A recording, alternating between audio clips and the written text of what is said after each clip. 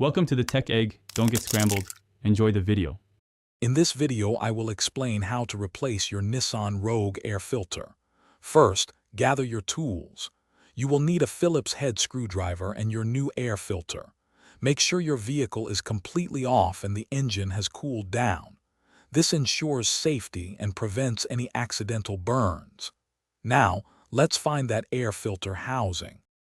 Once you've located the air filter housing, you'll see several metal clips around its perimeter. Unclip all of these to loosen the cover. There might also be a hose or sensor wire connected. Gently disconnect these if present. Now, carefully lift the top part of the housing. This will reveal the old, dirty air filter inside. Hey everyone, quick recommendation. If you're finding this video helpful, please hit that like button and subscribe for more useful guides.